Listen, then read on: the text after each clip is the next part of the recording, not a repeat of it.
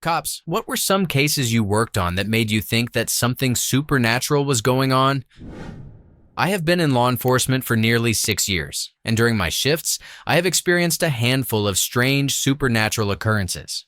The most recent one came from a 911 hang-up call, and it remains one of the eeriest experiences of my career. I was riding in a two-person unit on a warm summer night, probably around 2 or 3 in the morning, when we received a call for a 911 hang-up. The only comment from dispatch was that a call had been placed to 911 and the person hung up immediately. When dispatch tried to call the number back, there was no answer. The area I was patrolling that night is one I have basically spent my entire career in, so there were not many streets I had yet to respond to.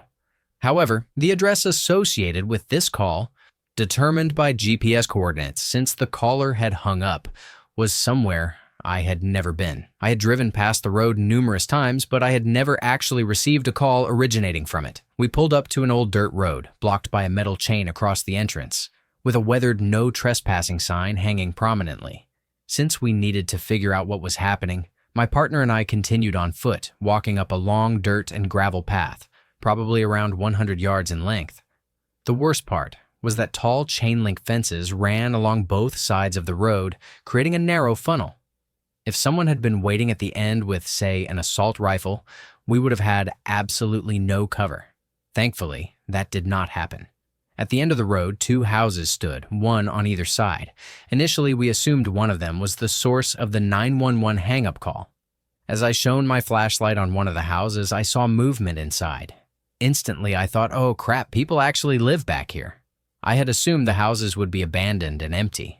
Shortly afterward, a man and a woman stepped outside and asked what was going on.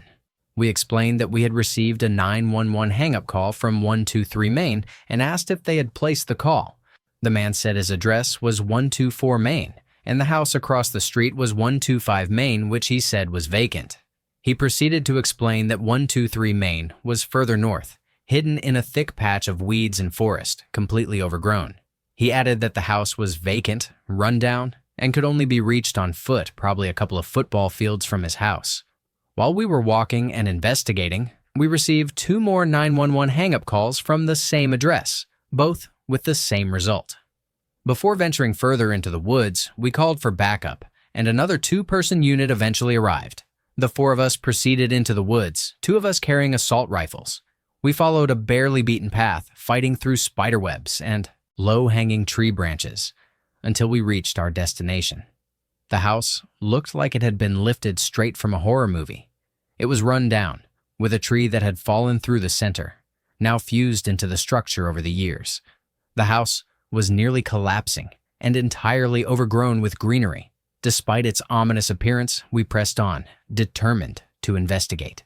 After struggling through thick brush, we found an entrance, climbing over fallen brick walls and decaying wooden debris. My biggest fear at that moment was that the rotten house might collapse on itself while we were inside, trapping us, with no way out.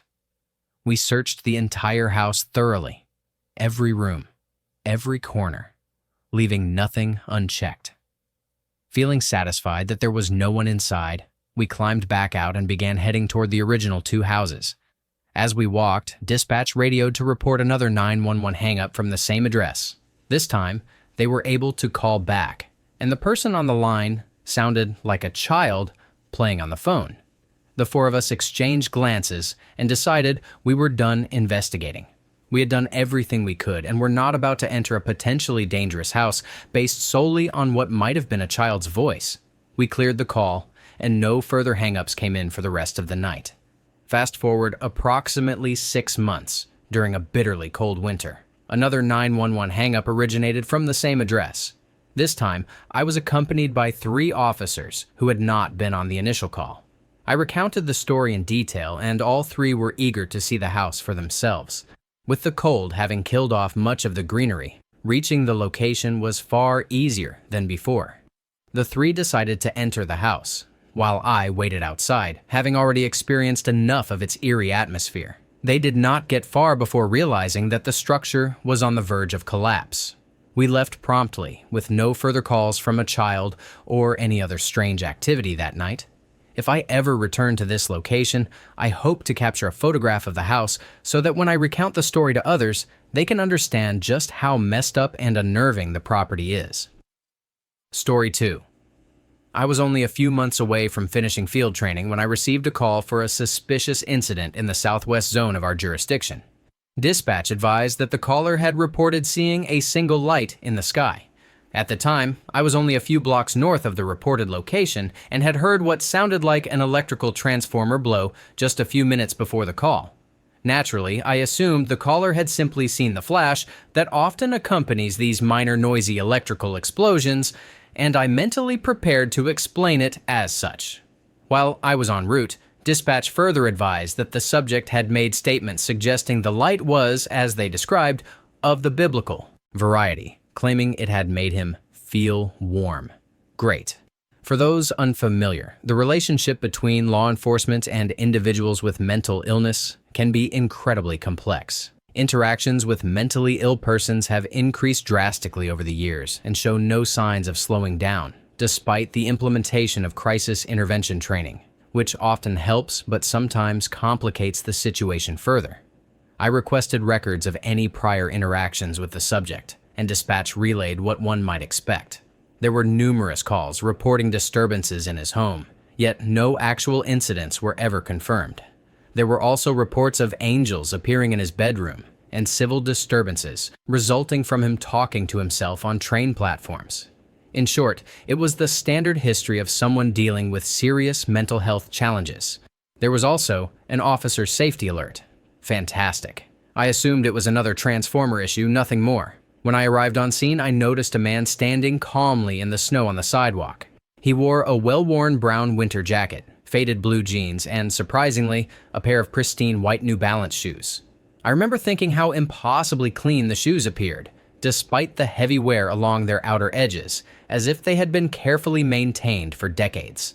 The subject, whom I will call Tim, had the most peaceful expression I had ever seen, with his hands clasped in what I would describe as the communion hold. For those unfamiliar, if you have ever received communion, you cup your hands to receive the wafer.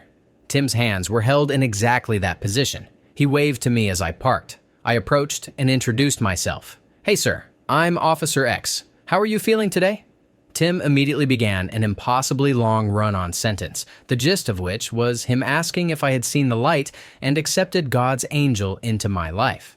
Sorry, Tim. I must have missed that one. I already had my conclusion and didn't want to spend any longer than necessary, knowing the site committal paperwork would be tedious and time-consuming. I launched into a rational explanation, telling him that a transformer had likely blown in the area and that the light he saw was the flash associated with the explosion. The entire time, Tim smiled and shook his head at me. That is when he said it was not a simple flash, but a large circle of light that made no noise. It floated above him, rather angelically, for what he perceived as hours, casting a warmth on his skin, which he described as God's touch, expelling his demons. As the large circle of light moved away, Tim explained that the electrical box exploded only after the light passed over it. This was the point where my deep-seated fear of UFOs kicked in. I genuinely dread even discussing them. I quickly tried to disprove Tim's account, and not wanting to entertain the possibility, I asked him for his identification. Tim handed it over, and I discovered that he lived just a couple of houses down the street. I tried to convince him to return home, confident that nothing unusual had occurred. I inquired about his medications, illicit drug use, and alcohol consumption. The whole standard investigation. Everything checked out. Tim was simply, by all accounts, a standard eccentric individual. Cool. Time to leave. He then showed me his watch, a Casio with a Velcro band and the face positioned on his inner wrist. Instead of numbers, the display had small zeros, similar to those found on calculators with narrow ends and small gaps. If you have ever spelled 800,085 on a calculator, you understand what I mean. There were also some dashes. It appeared to be a 30-year-old watch that had been broken for nearly 29 years. I started to ask if I could accompany Tim back to his house when something in my chest tightened, giving me what could have been my very first panic attack, internally, of course. No one wants to see a cop hyperventilate and completely freak out. I looked closely at the circle in the snow and noticed a razor-sharp edge. The interior of the circle appeared slightly melted and sunken compared to the outer edge, almost as if someone had turned a burner beneath the snow. What shook me most was the contrast in footprints. Tim's footprints leading into the circle seemed aged and rounded, like they had been there for a day or two, while the ones outside the circle, including mine, were fresh and crisp. At that moment, my cover officer arrived. Typically, one is dispatched whenever an officer's safety alert is issued for a subject. It was my former FTO, and thankfully, I felt comfortable enough to reveal a bit of panic. I pulled him aside in my car and explained everything. He suggested the circle might be caused by gas or sewer-related factors, something terrestrial, and appeared calm.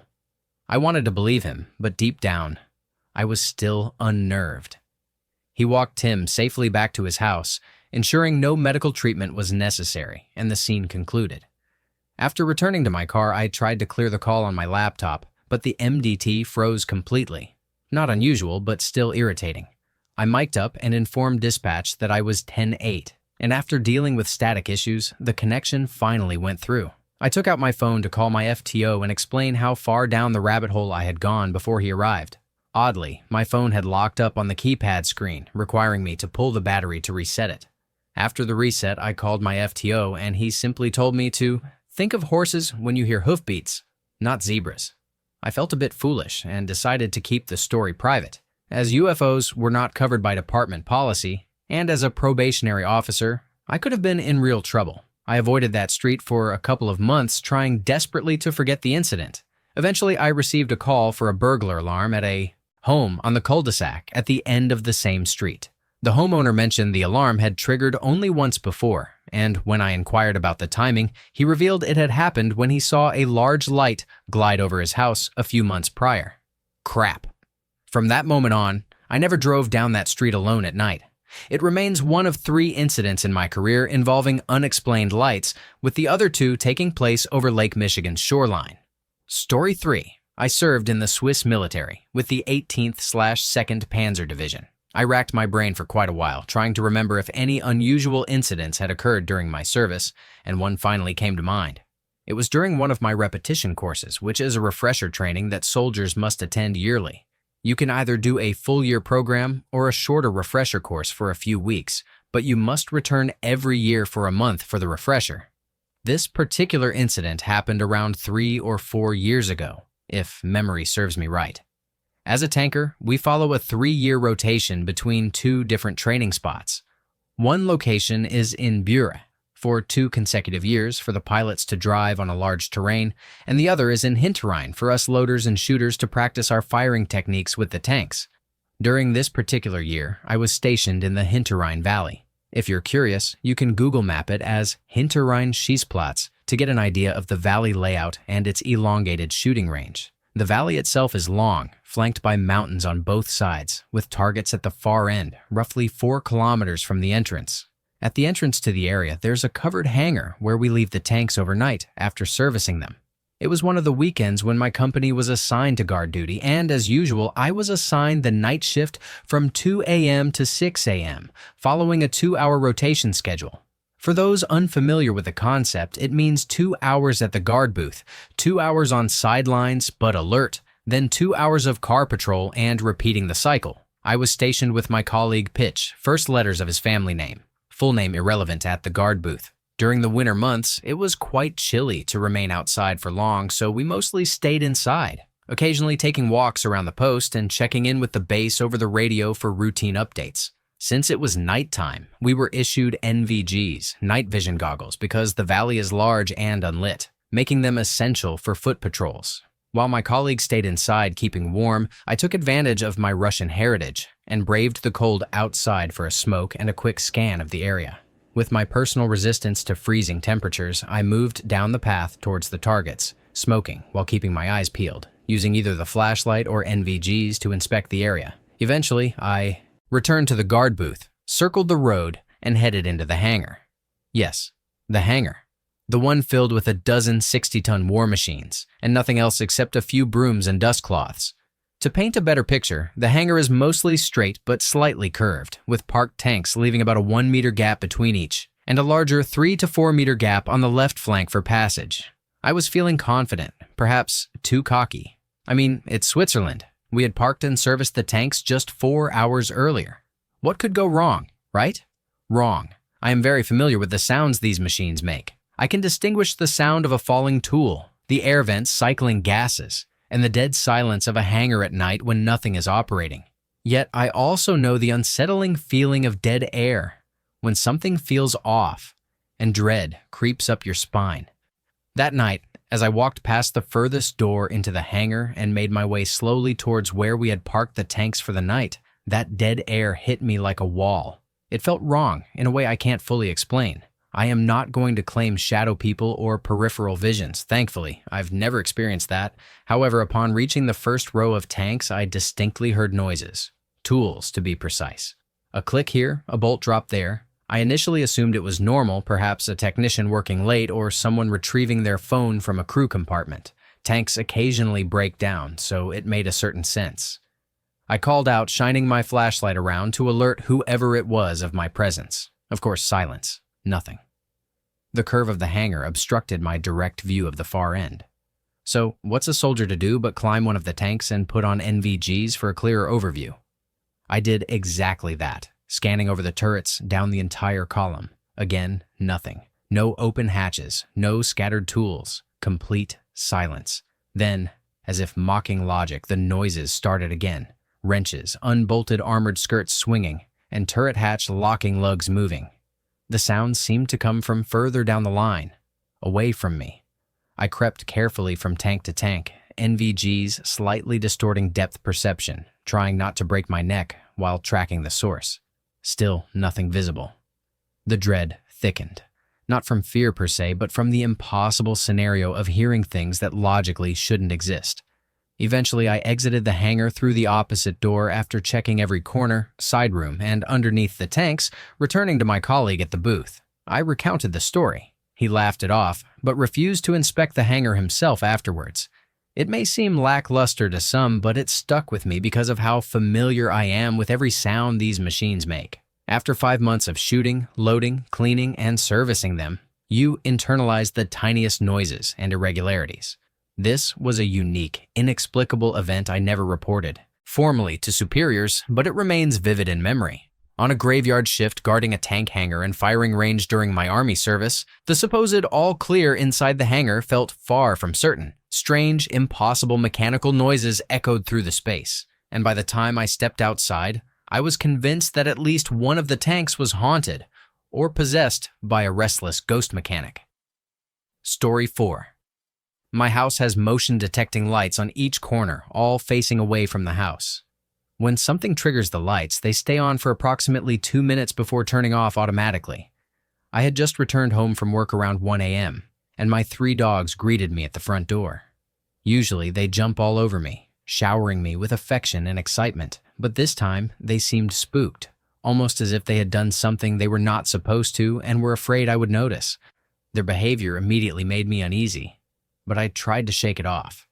After work, I always let them out the front door to use the bathroom, and they normally return right away for a treat. On this night, I noticed that the headlights were on in my parents' 1965 MG, which they store at my house. This was not the car I drove, and I do not even have a key to unlock it, so I immediately thought someone might have broken into the vehicle. I leashed one of the dogs, a pit lab mix, and started walking around the house to investigate.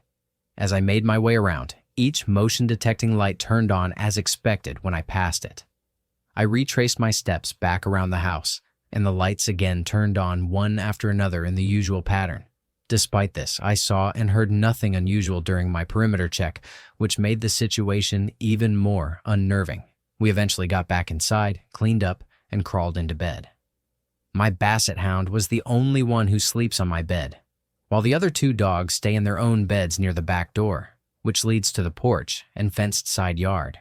When they go outside, it triggers 3 motion-detecting lights, so I usually can tell immediately if any dog is out. My basset hound lay at the end of my bed with his head propped up, constantly tracking something with his eyes and head, refusing to fully lie down. Suddenly, one of the motion-detecting lights outside a window by the doggy door illuminated the yard. I initially assumed one of the dogs had gone outside, even though the other two lights did not turn on as they normally would. My heart started pounding, and I had to check. None of my dogs were outside. At this point, I was absolutely terrified. I looked out the windows but saw nothing, and the light eventually turned off. As I crawled back into bed, I noticed each motion light turn on and off in sequence. But now, it felt like someone was running around the house. Then, they switched direction, as though retracing my path from the earlier perimeter walk. I was literally shaking, completely unnerved. I texted my friends and family essentially saying, "I am going to call the cops, so if it is you, just stop." No one admitted to it, and some did not respond at all. One of my bedroom windows looks into the fenced backyard. Both gates were locked and secured from the inside with extra bungee cords because I had someone repairing screens on our porch, and I did not want them opening the gates and meeting one of my aggressive dogs. Suddenly, it was as if a giant spotlight was shining directly through my window behind my headboard. None of the motion-detecting lights faced the house, so this was completely abnormal. The light was so bright that I could not see anything on my TV. I did not move, and my dogs did not react. My basset hound seemed completely unaware. Oddly, the motion lights did not turn off after their usual 2 minutes, which was extremely unsettling. The intense light eventually shut off, plunging the bedroom into pitch darkness. At that same moment, my PS4 turned on, not on the TV, but the blue indicator light illuminated, and I could hear the startup sound. I was on the verge of tears, and I wanted to go to the kitchen to grab a knife for protection. As soon as I stood up, all the motion lights outside immediately turned off, and my office printer started running on its own. I cautiously made my way to the kitchen, and another motion light turned on, shining over the pool area. I then moved to the sunroom, which gives a clear view of the backyard and pool remaining inside. Nothing unusual appeared outside.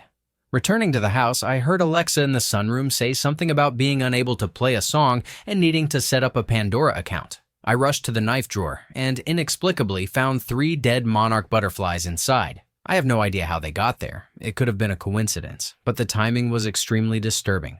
I grabbed a knife and sat in the bathroom for the remainder of the night, staying awake until sunrise, terrified that someone, or something, was outside and intending to end my life. When daylight finally arrived, I felt safe enough to go outside and check all the gates and doors. Everything remained locked from the inside. I walked around the pool area and noticed more dead monarch butterflies scattered across the deck and floating in the pool. I have no explanation for their presence, and the experience has left me completely unnerved. I still have no idea whether someone was attempting to prank me, or if something far stranger, perhaps even paranormal, was at play. Regardless, I never want to experience anything like that again. The memory of the lights, the PS4 turning on, the printer activating, and the butterflies will haunt me indefinitely. Story 5. PEI is a lovely place where I would spend my summers as a youth, and it always carried a soft, peaceful charm that made those months unforgettable. I'm actually going this August for the air show, mostly because it brings back that old comfort I used to feel. Anyways, my parents owned a summer house in Anglo Rustico, Rosie Lane to be exact, for several years. And the house was built on land that had once been an old farm, then divided into separate lots, so we weren't the only house around. My sister and I, funny enough, were just talking about this again last night at my dad's, and I realized we never got a restful night's sleep in that house. By contrast, at our friend's cottage just 5 minutes away, we would sleep like absolute babies, completely undisturbed. The house had been newly built in the mid-90s, but we only began staying there for extended periods in the late 90s, when our summer routines became more settled. From the very beginning, my sister would insist she saw swoops, or sudden flashes of light at her window at night. She always described them with a shaky, nervous tone that made it feel as though she were witnessing something far stranger than a simple reflection. My parents dismissed this as shooting stars, then I started seeing the same thing, which made the whole situation feel more unnerving than before. By this point, I was already interested in the paranormal as a teen, so I decided to research for an explanation and see if anything made sense. Rather than dismissing my sister, I asked her to explain what she saw, to record the times, and we would try to figure out a pattern. And that went well for about 3 nights as we took it surprisingly seriously. The patterns of light would appear around 10:30 to 10:35. Some would be fainter, like someone waving a dying flashlight, while others would be an intense, bright glow that stretched across the window. On the fourth night of recording the mystery, my parents headed into Charlottetown for dinner and left us alone, which wasn't unusual for us at all. No big deal. We had satellite TV and a BBQ, and with that comfort, we started watching a movie as the evening settled. It was now getting close to that time, and our living room faced the road, so seeing car lights through the blinds was normal. Keep in mind, where we were, it was pitch black at night. I had gotten up to get something out of the fridge, and I saw a flickering of bright lights, figuring it was my parents returning home. My sister got up and opened the blinds, and when she did, the room lit up like daytime, and she let out the most horrifying shout I had ever heard. I dropped what I had in my hands, which I believe was a glass bottle of soda, and ran over. But by then it was gone, as it had vanished into the night. She was in near shock, breathing hard and staring like she was trying to understand something impossible. I had asked what she had seen, and all she said was, a woman with a hidden face wearing an old-time dress appearing like she was glowing from heat. And that description still chills me. I stupidly said, like the opening scene in Ghostbusters, "One." And she replied, "Yeah, sorta." Though her voice shook badly. We were totally freaked out, but not so terrified that we stopped being curious, because it only added to the mystery we had already started unraveling. My parents finally got home, and we didn't say a word, partly because we didn't want to scare them, and partly because we couldn't explain it properly. Funny, because after the apparition, there were no more 10:30 swoops of lights or other activities ever again, as if something finally finished whatever it needed to do. For fun, I started looking at old aerial photos and discovered there had been an old farmhouse a few hundred feet away from our property, which made everything feel even stranger. The great thing about PEI is that the old-timers remember everything, and it is easy to get info from them. One of our neighbors, who lived a few streets over and also ran the local dump, had lived in the same house for his entire life. He was in his 80s by this point and knew every story tied to the land. I randomly asked him one day about the old farmhouse, and he said it had burned down in the early 40s and the farmer's wife had died in the fire, explaining it in a gentle but chilling tone. He said in those days there was no fire department and the house just burned, and people could do nothing but watch helplessly. They found her body, and she was wearing a dress or long skirt that got caught on something as she ran down the stairs, then tripped and never made it out, a detail he delivered quietly so it wouldn't feel too harsh. He obviously saw I was interested in the story and told me more about the family and their hardships. However, just as I was about to leave, the old-timer put his hand on my shoulder and said, "Look, I know about the strange crap with the lights, and her appearing. Don't walk where the old house was. I guess she doesn't like strangers walking in," which sent a quiet chill down my back.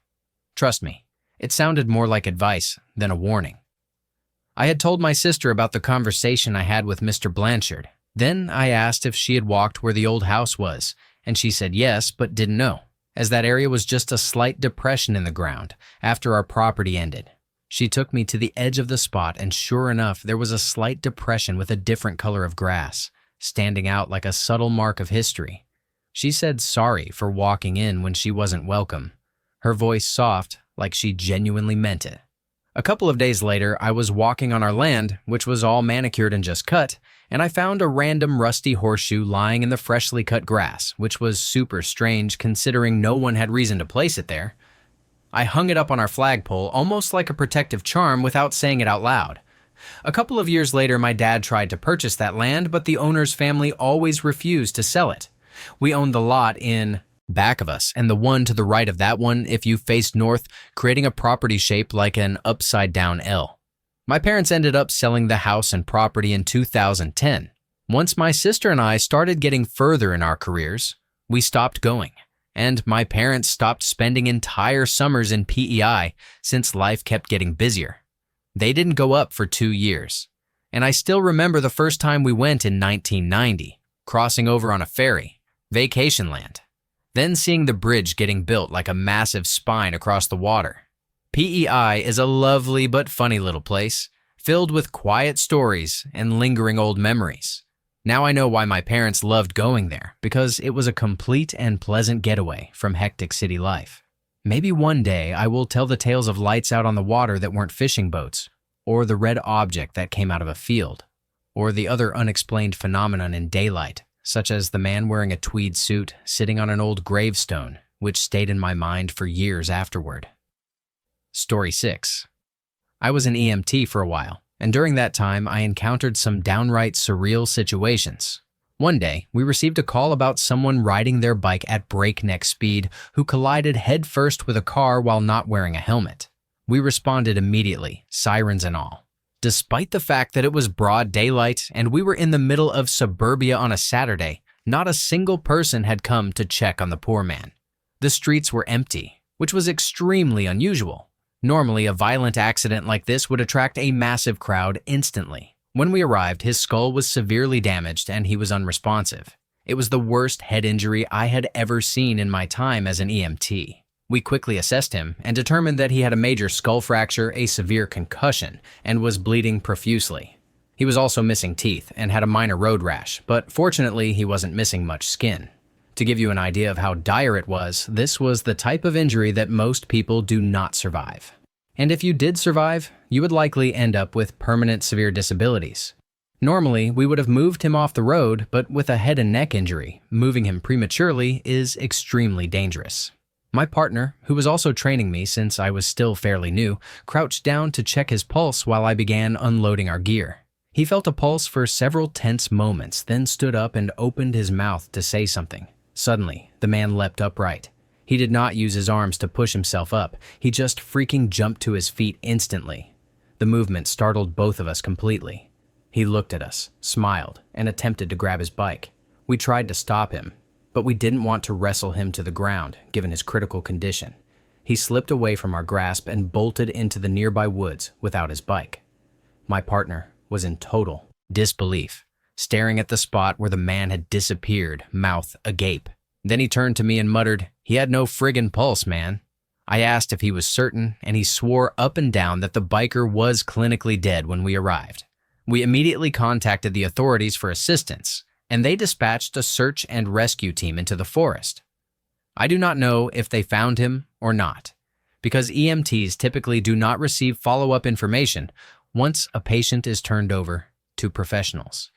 Keep in mind, this occurred in the Pine Barrens, an area with vast stretches of forest that can be extremely difficult to search. My best guess is that he somehow wandered to a loved one's house in a confused state. What puzzled me even more was that head injuries like this usually cause heavy bleeding, so you would think there would be a noticeable trail of blood for the authorities to follow. I should clarify some details. I am no longer an EMT, having worked in the field for about 1 year before switching to pursue a career in computer science. Also, EMTs and paramedics are very different. We are only taught basic first aid and then take a simple test. It is essentially the lowest level role in the medical field. Legally, we cannot pronounce anyone dead, and fatal accidents are typically left to the more qualified personnel. If the man had truly been dead, we would not have been able to do much beyond keeping him stable until help arrived. I did not mean this was a fatal accident in itself. The shock was not that he somehow revived, but that he was fully alive despite lacking a detectable pulse. The man had been riding his bike extremely quickly through a suburban area when he struck a parked car, which was a hatchback. The house the car was parked outside of presumably belonged to the person who called us. Strangely, nobody in the vicinity seemed to notice or respond to the accident, which was highly unusual in broad daylight. Head injuries like his can often cause people to become aggressive or uncooperative, so extreme caution is required when moving them to avoid damaging the spine. When he suddenly got up, it completely caught both of us off guard, especially because he moved with startling speed. As he attempted to retrieve his bike, my partner reached for his arm to try to restrain him. The man quickly slipped away, running into the forest. We immediately informed authorities, and they dispatched a small team to locate him. From what I can gather, they must have eventually found him, as he was never reported missing, and there were no further reports of him afterward. I can say with complete confidence that when we first arrived, he had no detectable pulse, yet somehow, against all odds, he was still alive. It remains one of the most bizarre and inexplicable moments I have witnessed during my time as an EMT. Clarified the accident wasn't fatal, highlighted the unusual scene, and shared a quick shout out to a friend's Bandcamp music. Story 7. A couple of weeks after first seeing this thread, the mention of Atco ghost immediately caught my attention. This local legend has fascinated me since high school, weaving a mix of eerie folklore and unexplained phenomena into a story that lingers in the mind long after it is told, captivating both curiosity and imagination. Atco is an unassuming town in South Jersey, like many in the region, with nothing remarkable on the surface. Burnt Mill Road runs along the edge of the Pine Barrens, lined with residential homes, and ends where the dense forest begins. Despite its ordinary appearance, the area carries a reputation steeped in ghost stories and local legends that persist to this day. According to the ever-reliable and locally cherished lore, two teenagers were racing their cars down Burnt Mill Road one night, long ago, when a child happened to be playing in the middle of the street at the far end. Tragically, he was struck and offed by one of the cars, and the teenagers fled, never to be identified or caught. Legend claims that the ghost of the child still wanders the end of Burnt Mill Road every evening, patiently waiting for those responsible to return. While the logic may be questionable, the story persists. Along the road, there is a telephone pole marked with a large X, and directly beneath it lies a faint chalk outline of a small child's body. Local tradition dictates that if one drives to this spot, turns off the engine, honks 3 times, and flashes the high beams 3 times, the Atco ghost is said to appear, inspiring terror and a hasty retreat. I have visited the site dozens of times, and it has become one of my favorite places to take both new visitors and those who have been before. For a period, I would park near the chalk outline simply to sit and absorb the strange energy of the spot, finding a peculiar comfort in its stillness and the layers of story surrounding it. Most of the visits passed uneventfully, a blend of curiosity and mild superstition, yet a few experiences remain impossible to forget, standing out sharply from the rest. The first memorable encounter occurred one night in 2007. While terrifying at the moment, I later concluded that the events of that night had a rational explanation, and sharing it would contribute little to the story of the location's mystery. It served more as a reminder of how perception can amplify ordinary events in places steeped in local legend. The second, however, unfolded in broad daylight 2 years later, and it is by far the strangest, most inexplicable thing I have ever witnessed. My girlfriend and I were driving through the area in the late afternoon when I casually suggested we visit Burnt Mill Road. She had never been there, and though the optimal time for experiencing the legends is undeniable at night, her excitement made the idea irresistible. We drove down the familiar road, and I pointed out the telephone pole and the faded chalk outline, explaining the rituals tied to the ghost. After demonstrating the K-turn, I began driving back, taking care to navigate slowly along the smooth pavement. My car at the time was a 1991 Grand Marquis, a hulking, unwieldy boat of a vehicle that I loved dearly. With no built-in cup holders, I had improvised one of those plastic inserts wedged between the armrests. In it, I kept a pile of loose change, my girlfriend's coffee in a standard Starbucks cup with a lid and a small sippy opening, and her cell phone securely tucked in another slot. The placement was intentional, as every detail would soon matter. On our way back, I was driving extremely slowly, maybe around 15 miles per hour, taking care not to jostle anything in the car. The road wasn't riddled with the stereotypical New Jersey potholes, making for an unusually smooth ride, almost too perfect for a place with such a spooky reputation. Suddenly, out of nowhere, a strange buzzing sound filled the air. It sounded like a phone vibrating, but unlike anything I had ever heard before. The vibration was continuous, long, and uninterrupted, resonating in a way that made the hair on the back of my neck stand up, sending an instant shiver down my spine. We instinctively looked down at the cup holder, and to our complete astonishment, the pocket holding my girlfriend's phone was inexplicably filled to the brim with coffee, as though it had somehow defied all laws of physics. Beyond that pocket, there wasn't a single drop of coffee anywhere else in the car. Not on the seats, the floor, or even the center console. The Starbucks cup itself remained perfectly upright in its original cup holder, half full, separated from the phone by an entire ocean of loose pennies, nickels, and dimes, which were all completely bone dry. Not a single drop had touched the coins, the armrest, or the surrounding surfaces. The lid was still firmly in place on the Starbucks cup, yet somehow half of its liquid had miraculously teleported several inconvenient inches away, landing precisely in the pocket with the phone. Neither of us could make sense of what had just occurred, and for a moment there was a stunned silence as we exchanged confused glances, trying to reconcile what we were witnessing with reality.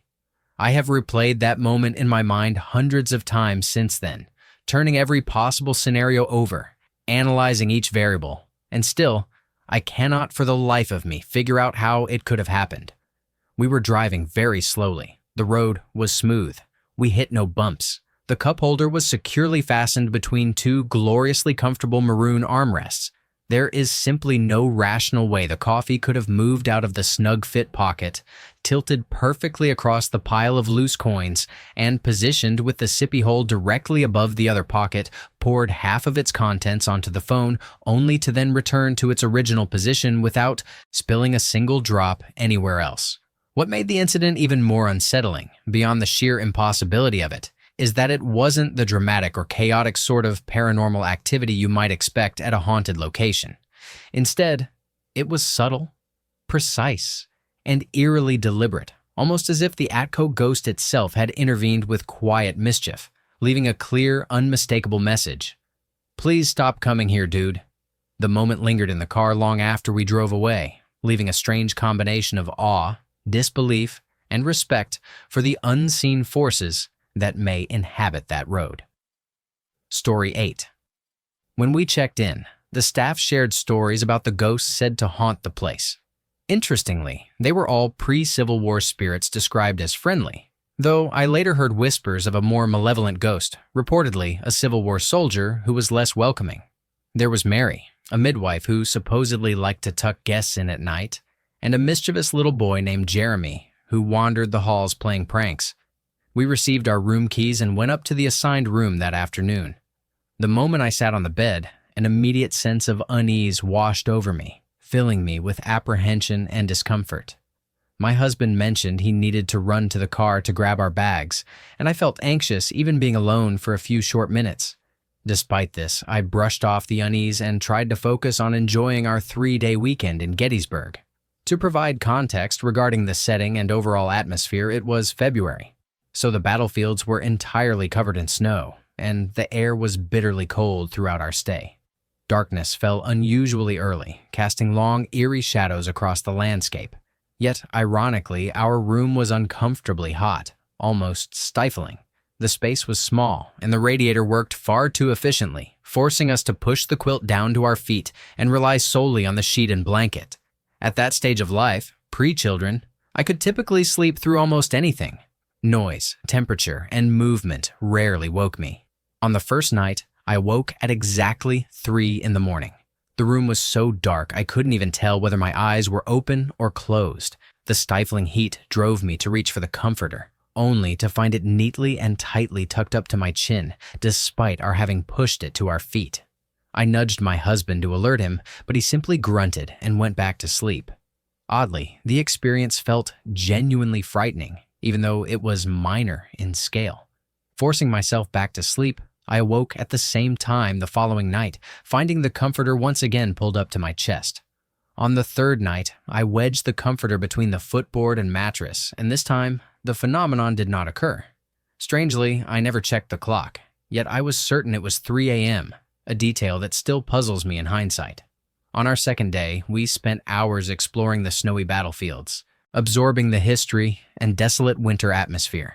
That evening, we planned to attend a ghost storytelling session in the basement, scheduled for approximately 7:30 p.m. Nearby, a grandfather clock stood at the top of the stairs, just outside our room. Its chimes rang every 15 or 30 minutes, marking the passage of time, with each hour announced by a series of dings corresponding to the number of hours. At the conclusion of each hourly chime, footsteps could be heard ascending the stairs, slow and deliberate, creating an eerie and uncanny presence that unsettled anyone nearby. Initially, we found the footsteps odd, but not alarming. Preparing for the evening, we decided to take a short nap before the storytelling session.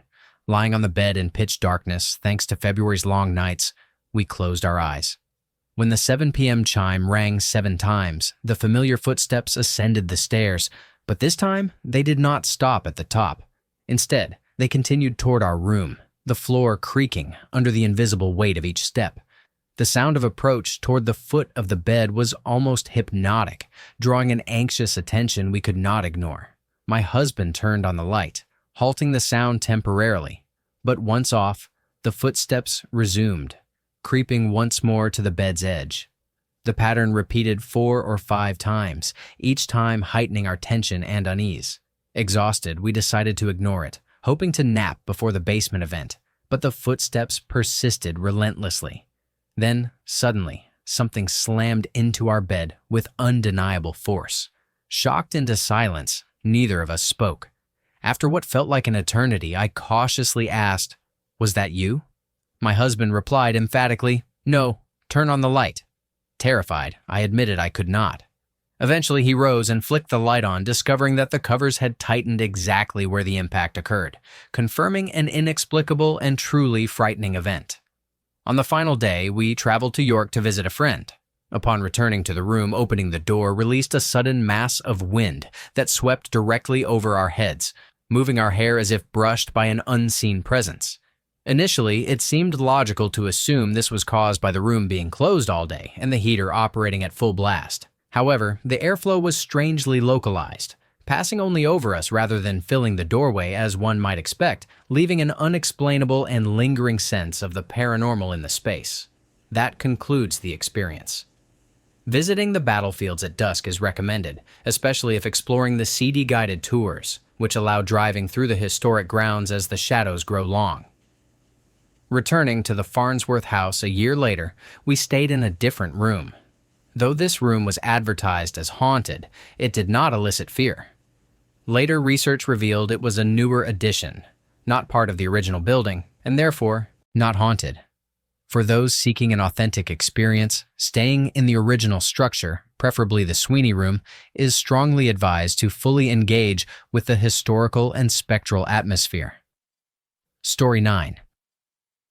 I live in Methuen, Massachusetts, on our own property that houses a relatively new house built around 1996. Before that, no housing had ever existed on this land for perhaps 300 years. I can guarantee that Massachusetts is frigging haunted almost everywhere, and I truly mean almost everywhere. Over the years, I have experienced and witnessed so many inexplicable occurrences in this brand new house that any ordinary person would likely move out immediately. From my childhood, I recall a monster, possibly some form of demonic force, that appeared in my window a few times each year. It would lock my door from the outside and terrify me with glowing red eyes and loud, bone-chilling sounds. A strange combination of a growling bear, wolf, and screaming fisher cat all at once. The noise seemed to come from every corner of my room, leaving no escape. I would scream and cry like I was being killed, shaking violently as I pulled at the door, but it refused to budge. The only way the door could open during these events was if someone attempted it from the hallway, never from inside my room. My parents would rush upstairs each time, hearing my horrifying screams and banging on the door, and each time they assured me nothing was wrong, that it was only a nightmare. Yet I could not return to my room and had to sleep in their bed for the night. Even today, I cannot explain how I could tug and pull at the door without opening it, given that the builders specifically omitted locks on my bedroom door to prevent 3-year-old me from locking myself in on the second floor.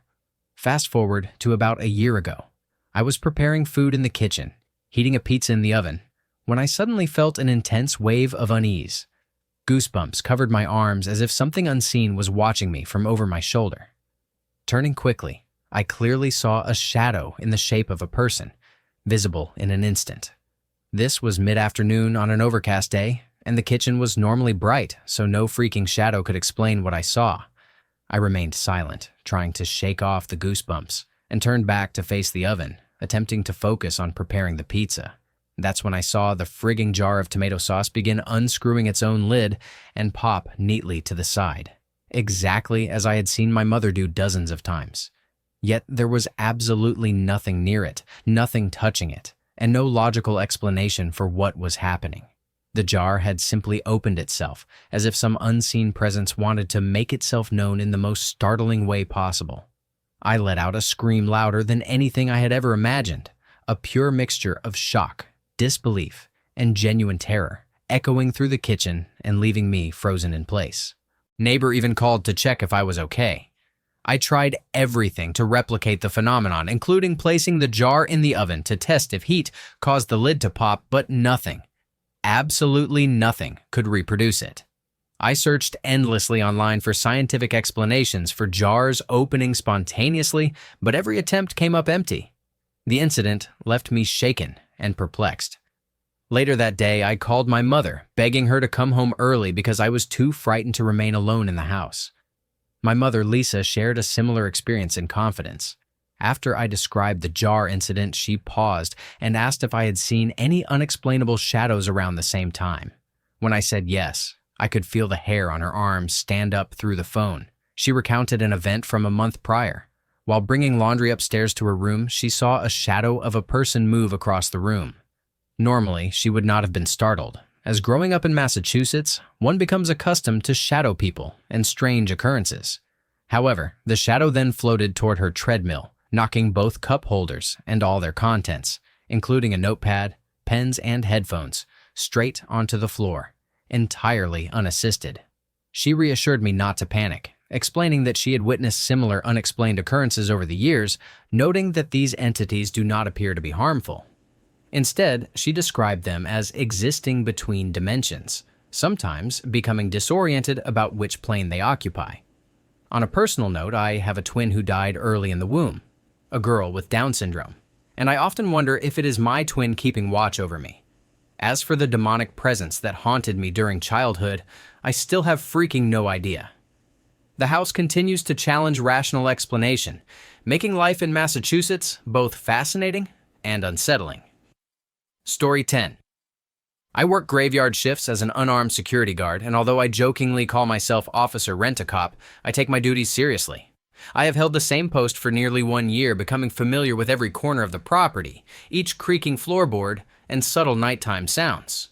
While the area is bustling during the day, nights bring an eerie stillness that can play tricks on the mind.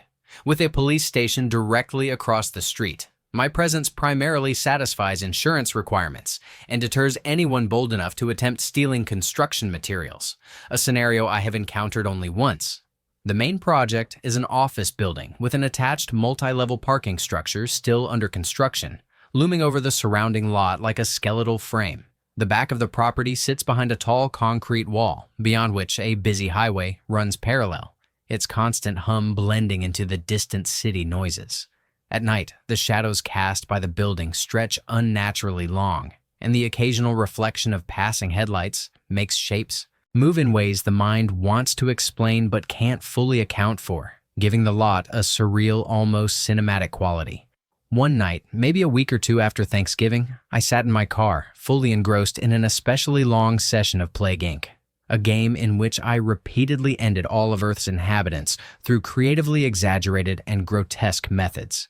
The snow had begun settling lightly on the windshield, and while it slightly obscured my view, I was so focused on the game that I barely noticed. Each in-game scenario required precise attention, strategy, and patience, and the quiet of the night amplified every click and decision, making me feel entirely in control of a tiny digital world, even as the real one held subtle mysteries outside the glass. A thin layer of snow had settled on my windshield during my last patrol, slightly blurring the dim lights of the parking structure and street lamps. Even though I couldn't see clearly, I kept playing, knowing the quiet night allowed me uninterrupted focus. Being a good security guard is all about knowing your priorities, or so I told myself, balancing vigilance for the real world with my desire to escape into the game's fictional chaos. Every crunch of snow beneath tires or footsteps echoed unnervingly, keeping my senses slightly heightened despite the distraction of my screen. That all changed when something violently rattled my car, a sharp jolt that immediately pulled me out of my digital world and into complete awareness of my surroundings. While I don't carry a firearm, I always keep my nunchaku on me, blue belt in kung fu and all, because one never knows when a night might demand it. I grabbed them along with my Nebo O2 beam flashlight and cautiously stepped out, scanning the lot for any sign of what could have caused the violent shake.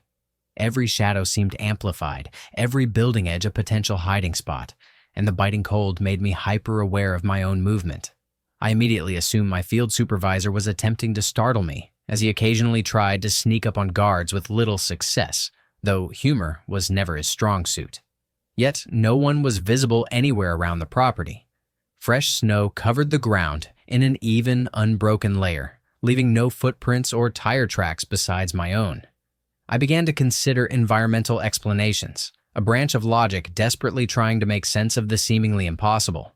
But just as I was about to dismiss it, the disturbance struck again, stronger this time, resonating through the car in a way that defied rational explanation. This time, standing on the ground, the sensation felt less like shaking and more like a powerful, high-amplitude current flowing through the earth, a vibration that made the hairs on my arms rise.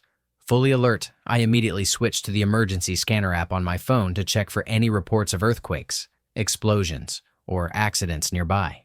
My mind raced through scenarios that could justify the intensity and timing of the vibrations, all while maintaining the practical consideration of my own safety and the responsibility to monitor the property effectively during my shift. There was no communication for a solid 5 minutes, and then the scanner picked up some routine chatter about a drunk driver across town, utterly unrelated to my location.